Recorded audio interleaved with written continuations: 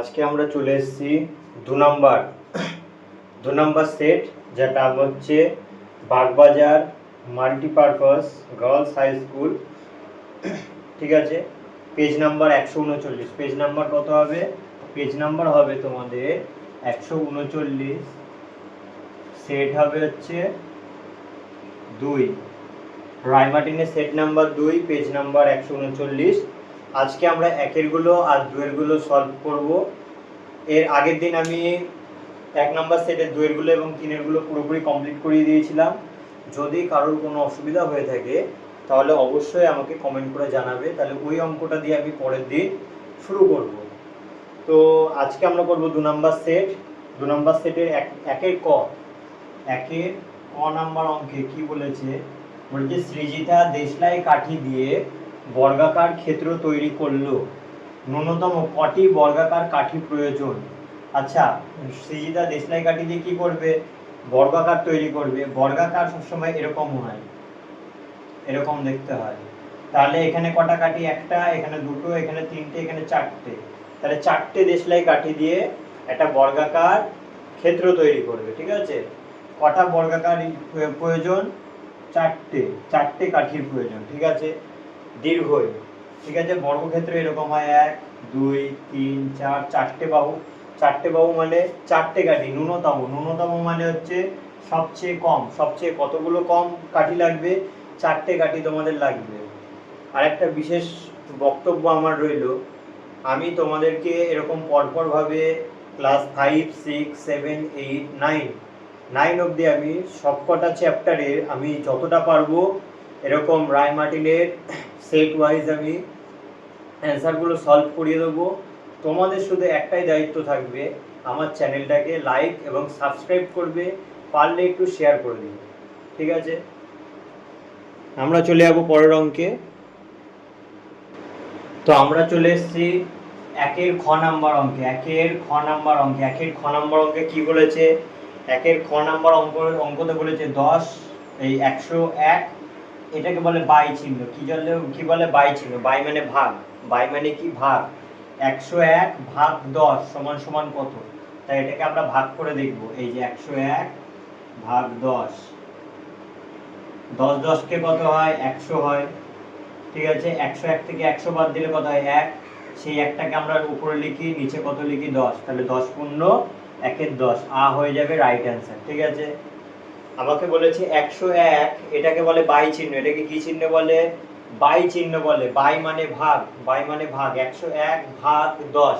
তাই আমি 101 ভাগ 10 করেছি। 10 10 কে 100 লিখলাম। 101 থেকে 100 বাদ দিলে 1 পড়ে থাকে, সেই একটা উপরে লিখলাম, এই 10টা নিচে গেল। এটা হয়ে গেল আমার অ্যান্সার হয়ে যাবে আমার কারেক্ট। আমরা চলে যাব 3 নম্বর অঙ্কে। তো আমরা চলে এসেছি তার পরের অঙ্কে। এটা গ নাম্বার অঙ্ক। কার গ? একের গ নাম্বার অঙ্কে আমরা চলে এসেছি। এখানে বলছে 2 বিয়োগ 1 যোগ 1। এবার একের মাথায় যেটা দেওয়া রয়েছে, এই একটা চিহ্ন আমরা দেখতে পাচ্ছি, এটা তোমরা নতুন শিখছো। তো এই চিহ্নটা সম্পর্কে তোমাদের বলে রাখি, এটাকে বার বলা হয়। কি বলা হয়? বার বলা হয়। যার মাথায় বার দেওয়া থাকবে তার কাজ আমরা সবসময় প্রথমে করব। যার মাথায় বার দেওয়া থাকবে তার কাজ আগে করব। তাহলে আমি অঙ্কটা সলভ করছি। দেখো, 2 বিয়োগ, কার কার মাথায় বার দেওয়া রয়েছে? এই একের মাথায় আর এই একের মাথায়। কার মাথায় বার দেওয়া রয়েছে? এই একের মাথায় আর এই একের মাথায় বার দেওয়া রয়েছে, তার মাঝখানে কি রয়েছে? যোগ। তাই 1 আর 1 কি করব? যোগ করব। 1 আর 1 কত হয়? 2। সেই 2 থেকে 2 বাদ দিলে 0 হয়। অপশন অ হয়ে যাবে আমার রাইট অ্যান্সার। ঠিক আছে, আবার বুঝিয়ে দিচ্ছি। 2 বিয়োগ 1 আর 1 এর মাথায় বার, তার এই কাজটা আগে করলাম। 1 আর 1 কত হয়? 2। তাই 2 থেকে 2 বাদ দিলে 0, এটা হয়ে গেল আমার অ্যান্সার। ঠিক আছে, আমরা চলে যাব পরের অঙ্কে। তো আমরা চলে যাচ্ছি পরের অঙ্কে। একের ঘ। এটা কত নাম্বার অঙ্ক? একের ঘ নাম্বার অঙ্কে কি বলেছে? 7 ভাগ 1000 এর মান কত? ঠিক আছে, তাহলে 7 ভাগ চিহ্ন আমরা কেমন করে দিই? একটু আগে বোঝালাম, ভাগ চিহ্নকে আমরা এরকম ভাবে দিয়ে থাকি। তার নিচে কত বসবে? 1000। এই 1000 এর কটা শূন্য আছে? 3টে শূন্য। ঠিক আছে, আগে 7 আছে, 7 লিখলাম। ঠিক আছে, এবার 3টে ঘর বানাতে হবে। এখানে 7-এর কোথায় দশমিক থাকে? আমি কি বলেছিলাম? সবসময় যে সংখ্যার আমরা দশমিক দেখতে পাই না সেই সংখ্যার দশমিক সবসময় সবার পেছনে থাকে। তাহলে এখন এইখানে রয়েছে, কিন্তু দশমিকটা কত ঘর এগোবে? এই এক ঘর, দু ঘর, তিন ঘর, এই তিনটে শূন্য আছে বলে তাই তিন ঘর এগোবে। তাহলে এই এক ঘর এগোলো, এই দু ঘর এগোলো, এই তিন ঘর এগোলো, তাহলে দশমিকটা এখানে। কিন্তু বাকি দুটো ঘর কি আমি জানি যে কত হবে? বাকি দুটো ঘর যেখানে যেখানে ফাঁকা রয়েছে সেই সব জায়গায় শূন্য হয়ে যাবে। তাহলে 0.007 কার মধ্যে রয়েছে? এই যে 0.007, এটা রয়েছে আমার অপশন এ বা অ, এটা হয়ে যাবে আমার অ্যান্সার। ঠিক আছে, আবার বলে দিচ্ছি, 7 আছে 7 দিয়েছি, ভাগ আছে ভাগ চিহ্ন দিয়েছি, 1000 আছে 1000 দিয়েছি। ঠিক আছে, এর মান কত? ঠিক আছে, এবার দেখো 1000 এর কটা শূন্য হয়? ভাগ হলে সবসময় দশমিক এগোয়, এটা খাতায় নোট করে রাখো, ভাগ সমান সমান দশমিক এগোয়। ভাগ হলে দশমিক এগোবে, এগোবে মানে সামনের দিকে আসে। কটা ঘর আছে? তিনটে ঘর আছে, তাই 7টাকে আগে 7 টুকবো। 7-এর কোথায় দশমিক থাকে? কোথাও তো আমি দশমিক দেখতে পাচ্ছি না। যখন আমরা কোথাও দশমিক দেখতে পাই না তখন দশমিকটা কোথায় থাকে? একদম শেষে থাকে। সেখান থেকে তুলে ক ঘর এগোবে? 1 2 3, এই যে 1 ঘর, 2 ঘর, 3 ঘর, 3 ঘর আগে বসলো। তাহলে সামনে তো দুটো ঘর কিছু নেই, তাই দুটো ঘর দুটো শূন্য নিয়ে নিলাম, সামনে একটা শূন্য এমনি দেখতে সুন্দর লাগার জন্য বসিয়ে দিই। তাহলে অপশন হয়ে যাবে 0.007, এটা হয়ে যাবে অ্যান্সার। ঠিক আছে, পরের অঙ্ক। তো আমরা পরবর্তী অঙ্কে চলে এসেছি, পরবর্তী নাম্বার 19 নাম্বার অঙ্ক। ঠিক আছে, 19 নাম্বার অঙ্কে কি বলেছে? বলছে প্রদত্ত কোনটি? প্রদত্ত কথার মানে নিচে, প্রদত্ত মানে নিচে দেওয়া যে সংখ্যাগুলো আছে বা পাশে দেওয়া যে সংখ্যাগুলো আছে সেগুলোর মধ্যে কোনটা ঠিক। ঠিক আছে, যেটা ঠিক তার পাশে আমরা কি করব? কোনটা ঠিক নয় বলেছে, সরি আমি এখানে ভুল বলেছি, কোনটা ঠিক নয়, ঠিক নয় মানে ভুলটা বার করতে বলেছে। ঠিক আছে, আচ্ছা আমরা দেখি। ঠিক আছে, আমরা পেছন দিক থেকে করার চেষ্টা করছি। ঠিক আছে, 3/5, প্রথমে এটা দেখার চেষ্টা করছি। 3/5 একটি প্রকৃত ভগ্নাংশ। প্রকৃত ভগ্নাংশ কাকে বলে? যার উপরের লবটা কি হয়? ছোট, আর হরটা কি হয়? বড়, তাকে আমরা কি ভগ্নাংশ বলি? প্রকৃত ভগ্নাংশ বলি। তাহলে এটা তো লব ছোট হর বড়, দেখো লবটা কি লিখেছি? ছোট, হরটা কি লিখেছি? বড়। তাহলে লব ছোট হর বড় হলে তাকে কি ভগ্নাংশ বলে? প্রকৃত ভগ্নাংশ বলে। এই যে লব ছোট হর বড়, তার মানে তো এটা ঠিক। ঠিক আছে, আর 2 নাম্বার, এই যে হর্ষই নাম্বারটা আমি যদি দেখি, তাও কি লেখা রয়েছে? বর্গক্ষেত্রের পরিসীমা। বর্গক্ষেত্রের পরিসীমা কত হয়? 4 গুণ বাহুর দৈর্ঘ্য। তাহলে এটাও ঠিক, এটা তো একটা সূত্রেই আছে। তারপরটা আমি দেখছি, দেখো এখানে বলেছে যার দিকে হাত চিহ্ন থাকবে সেটা সবসময় বড় হয়। যার দিকে হাত চিহ্ন থাকে সে সবসময় বড় হয়। এখানে 1.24 রয়েছে, এখানে 0.42 রয়েছে। কার দিকে হাত চিহ্ন রয়েছে? 0.42 দিকে হাত চিহ্ন রয়েছে। তাহলে বড় কে হলো? বড় হচ্ছে, দেখো এখানে এই জিনিসটা ভালো করে বোঝাই। প্রথমে 0 আছে, প্রথমে 1 আছে, তাহলে বড় কে? প্রথমে এখানে 0 রয়েছে, দশমিকের আগে 0, এখানে দশমিকের আগে 1, তার মানে কি 1-এর ঘরটা বড় না? তাহলে এটা বড়, আর এটা কি হলো? ছোট হলো না? এটা বড় আর এটা ছোট, কিন্তু আমরা কি জানি কার দিকে হাত চিহ্ন দেওয়া থাকে? বড়টার চিহ্ন দিকে হাত দেওয়া থাকে। তাহলে 1.24 আর 0.42, তাহলে এটা তো বড়, কারণ কি এটার সামনে 1 আছে, এটার সামনে 0 আছে, 0 ছোট হয়, তাহলে এটা ছোট। কিন্তু উত্তরটা হওয়ার কথা ছিল এরকম, কারণ কি বড়র দিকে হাত চিহ্ন দিই, কিন্তু দেয়া রয়েছে এই দিকে, তাহলে এটা ভুল হলো। আবার বলে দিচ্ছি, যার দিকে মানে যেই চিহ্নটা বড় হয় বা যে সংখ্যাটা বড় হয় তার দিকে আমি হাঁ চিহ্নটা দিই। ঠিক আছে, মনে করো এখানে 2 আর এখানে 3 লেখা রয়েছে, বড় কে? 3, তাই 3-এর দিকে আমি হাঁ চিহ্ন দেবো। ঠিক আছে, এখানে আমি আগে বড় ছোট বিবেচনা করছি। এটা 1, এটা 0, তাহলে বড়টা কার দিকে হওয়ার কথা ছিল? 1-এর দিকে হওয়ার কথা ছিল, কিন্তু দিয়েছি 0-এর দিকে, তাই এটা ভুল।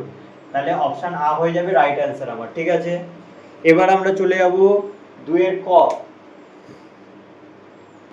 পরের অঙ্ক কি বলেছে? 2-এর ক। 2-এর ক নাম্বার অঙ্কে কি বলেছে? 7-এর 9 ও 1-এর 2 এর মধ্যে কোনটা বড়? এই অঙ্কগুলো যখনই দেবে আমরা এরকম করে সলভ করব। 7-এর 9 আছে, 7-এর 9 টুকবো, এখানে 1-এর 2 আছে, 1-এর 2 টুকবো। ঠিক আছে, দিয়ে সমান সমান দেব, আবার টুকবো, যে এটা যেমন আছে আবার 7-এর 9 আছে, 7-এর 9, 1-এর 2 আছে, 1-এর 2। ঠিক আছে, এখানে নিচে কত ছিল? 9, এই 9টা দিয়ে এখানে গুণ, আর এখানে নিচে কত ছিল? 2, এই 2টা দিয়ে এখানে গুণ। তাহলে কত হয়ে গেল? 7 দুগুণে 14, 9 দুগুণে 18, 9 দুগুণে 18, 9 একে 9। এইবার বলো তো কোনটা বড় লাগছে? আমরা যখনই দেখবো যে নিচের সংখ্যাগুলো সমান হয়ে গেছে, দেখো এরও 18, এরও 18, তাহলে নিচের সংখ্যাগুলো সমান হয়ে গেছে। এইবার দেখো এটা 14 রয়েছে, এটা 9 রয়েছে, তাহলে বড় কোনটা? 14টা বড়। তাহলে 14 ঘরের মান কোনটা বলেছে আমাকে? এটা বলেছে। তাহলে আমি উত্তর লিখতে পারি 7 এর 9 আর হচ্ছে 1 এর 2। এর মধ্যে বড় কোনটা? এটা। বোঝা গেল? এই অঙ্কটা আমি আরেকবার করে বুঝিয়ে দিচ্ছি। আমাকে 2 এর কয়ে অঙ্কটা কি বলেছে? 7 এর 9 ও 1 এর 2 এর মধ্যে কোনটা বড়? কোনটা বড় সেটা বার করতে বলেছে, ঠিক আছে? তাই 7 এর 9 আছে, 7 এর 9 সমান সমান দিয়ে 7 এর 9 লিখবো। 1 এর 2 আছে, সেটা 1 এর 2 লিখেছি। এইবার দেখো, এইবার তোমার একটা জিনিস খেয়াল রাখতে হবে, এই 7 এর 9টা আমি এখানে 7 এর 9 টুকেছি। এইবার দেখো এই প্রথম এই যে এই সমীকরণের নিচে কি রয়েছে? 2, সেই 2টা এখানেও গুণ, তার উপরেও গুণ। নিচে গুণ করলে উপরেও গুণ করতে হয়, ঠিক আছে?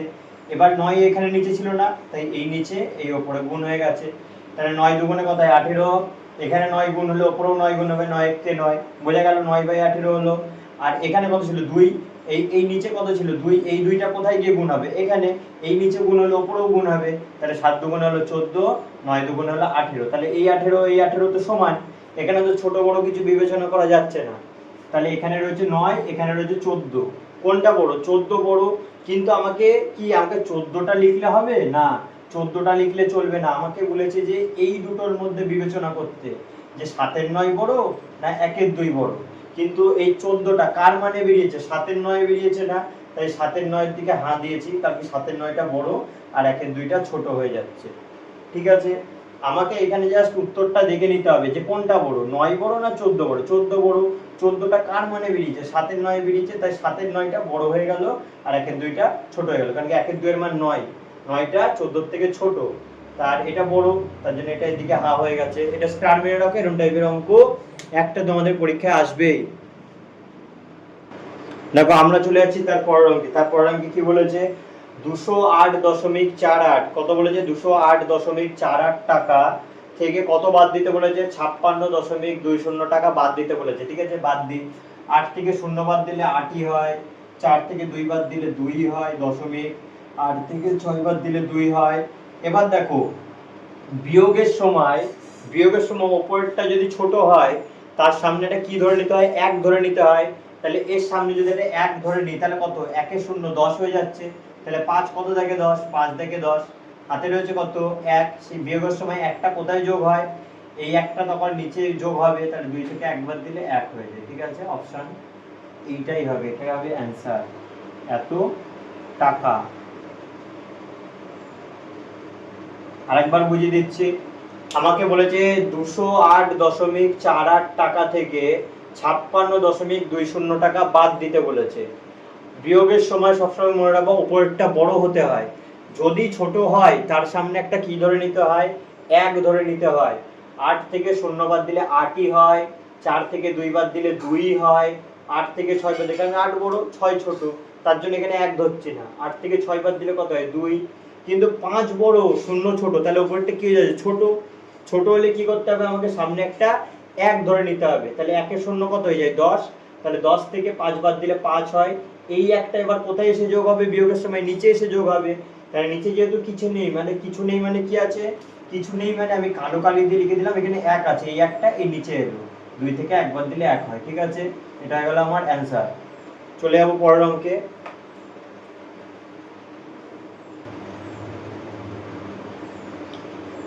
পরের অঙ্কটা আমাকে বলেছে দুটি বিন্দু দিয়ে, দুটি বিন্দু, এই একটা বিন্দু এই একটা বিন্দু, দুটি বিন্দু দিয়ে কটা সরলরেখা আঁকা যাবে? এই একটা বিন্দু থেকে আর একটা বিন্দু যদি কানেক্ট করতে হয়, কটা সরলরেখা আঁকতে পারলাম? একটা সরলরেখা আঁকতে পারলাম। তাহলে দুটি বিন্দু, একটা বিন্দুর নাম এ দিলাম, একটা বিন্দুর নাম বি দিলাম, তাহলে দুটি বিন্দু দিয়ে কত সরলরেখা আঁকা যাবে? অ্যান্সার হবে একটি সরলরেখা আঁকা যাবে, ঠিক আছে? এই যে এই একটা বিন্দু এই একটা বিন্দু, এই দুটো বিন্দুকে একসাথে কানেক্ট করলে একটা সরলরেখাই আঁকা যায়, আর কোনোভাবে সরলরেখা আঁকা যায় না। পরবর্তী অঙ্ক বলছে 8 এর বর্গ কত? বর্গ মানে স্কয়ার, এরকম লিখতে হয়। বর্গ কথার অর্থ স্কয়ার। স্কয়ার যার মাথায় থাকবে সেটা একটা থেকে কটায় যায়? দুটো। 8 8 কত হয়ে যায়? 64। এটা হয়ে গেল অ্যান্সার। আবার বুঝিয়ে দিচ্ছি, কার বর্গ চেয়েছে? 8-এর বর্গ। 8-এর বর্গ, 8-এর বর্গ মানে ওপরে স্কোয়ার, এই দুই ছোট করে লিখতে হয়, মাথার উপরে ছোট করে লিখলে সেটাকে স্কোয়ার বলি। তাহলে 8-এর স্কোয়ার, 8 কটা হয়ে যায়? দুটো, 8 কত হয়ে যায়? 64, এটা হয়ে গেল অ্যান্সার। যদি আমাকে বলতো 2-এর বর্গ কত, যদি এরকম দিত 2-এর বর্গ কত, তাহলে আমি কি করতাম? 2-এর স্কোয়ার করতাম। 2-এর স্কোয়ার মানে কত? 2 গুণ 2, 2 গুণ 2 মানে কত? 4 হয়ে যেত আমার অ্যান্সার। ঠিক আছে, তারপর অঙ্ক।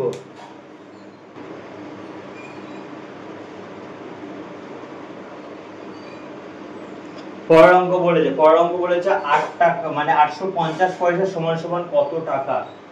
ঠিক আছে, পয়সা থেকে টাকায় যেতে বলেছে। তাহলে আমরা কি জানি, ছোটবেলা থেকে আমরা পড়েছি 1 টাকা সমান সমান কত পয়সা? 100 পয়সা। 1 টাকা মানে কত পয়সা? 100 পয়সা। যখন টাকা থেকে পয়সায় যাওয়া হয় তখন গুণ, আর যখন পয়সা থেকে টাকায় যাওয়া হয় তখন হয় ভাগ। কি বললাম? যখন টাকার দিক থেকে পয়সায় যাচ্ছি তখন কি হয়? গুণ, আর যখন পয়সার দিক থেকে টাকায় আসছি তখন কি হচ্ছে? ভাগ। এটা খাতায় লিখে রাখবে। এরকম আরো কিছু টিপস দেব, সেগুলো খাতার পাশে যত্ন করে বাক্স করে লিখে রাখবে। ঠিক আছে, তাহলে টাকা থেকে পয়সায় গেলে কি হয়? গুণ। কত দিয়ে গুণ করব? এই 100 দিয়েই গুণ। ঠিক আছে, এবার পয়সা থেকে টাকায় যাচ্ছে, পয়সা থেকে টাকায় আসলে কি হয়? ভাগ। কত দিয়ে ভাগ করব? সেই 100 দিয়েই ভাগ করব। ঠিক আছে, এবার দেখো 850 রয়েছে। এবার পয়সা থেকে টাকায় যেতে বলেছে, এই যে পয়সা থেকে টাকায় যেতে বলেছে, তাহলে অঙ্কটা কি করতে হয়েছে? ভাগ করতে বলেছে না?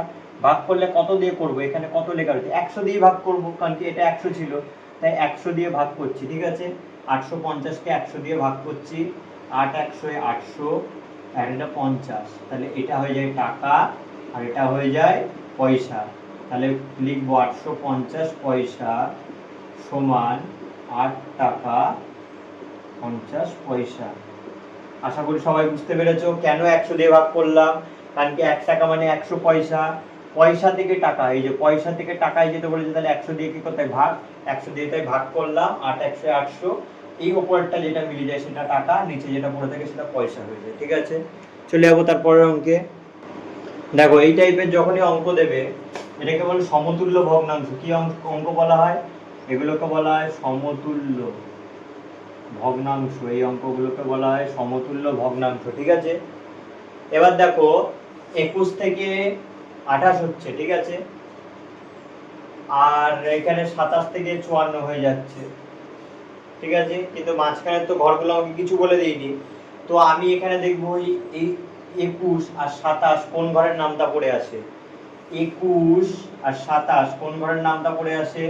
21 আসে 3 7 21, 27ও আসে 3 9 27, তাহলে কত ঘরের নামটা পড়ে আসছে? 3 ঘরের নামটা পড়ে, তাই এগুলো আমি কেটে দেবো। তাহলে পড়ে থাকে কি? 7 আর 9, তাহলে এর সামনে লিখলাম 7 আর 9। ক্লিয়ার? কিভাবে করলাম বোঝা গেছে? এখানে 21 আর 27, এই যে 21/27 লিখেছি।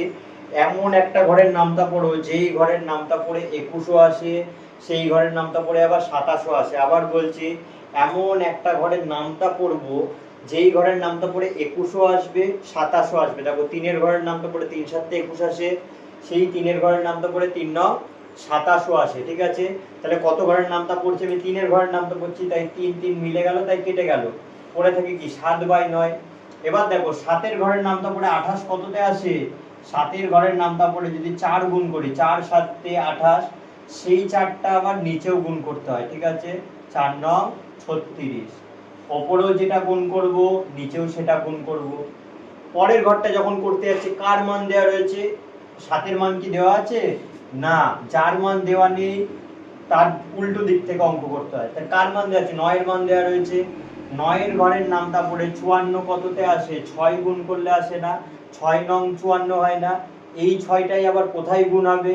এই যে এই 7টা এখানে এলো, 6 7 42, যার মান দেওয়া থাকবে সেই ঘরের নামটা আগে নিয়ে আসবো। আগে এখান থেকে আরেকবার বুঝিয়ে দিচ্ছি, 21/27 এমন একটা ঘরের নামটা পড়লো যেই ঘরের নামটা পড়ে 21ও আসে আর 27ও আসে।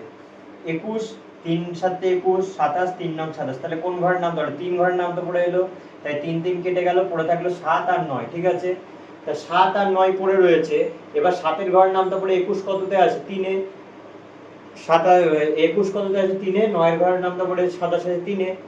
এবার দেখো 9 এবার 7-এর ঘরের নামটা পড়ে 28 আছে কত 4-এ 8 আসে না, 4 7 28, সেই 4টাই আবার নিচে গুণ, 4 9 36।